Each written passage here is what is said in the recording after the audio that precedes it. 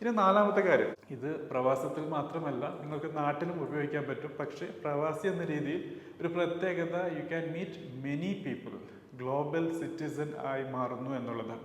അത് ഗൾഫിലായാലും വേറെ ഏത് രാജ്യത്തായാലും.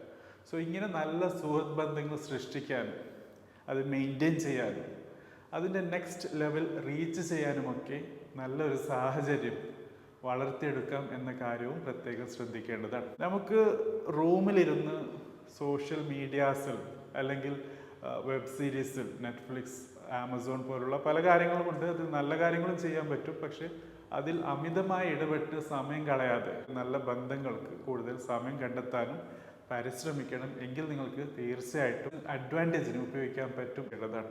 ഈ പറഞ്ഞ 4 കാര്യങ്ങൾ obviously can be counted among your advantages, but they can be your disadvantage also. ഇത് ദൂർത്തടിച്ച് കളയുന്നു നിങ്ങൾക്ക് ലഭിക്കുന്ന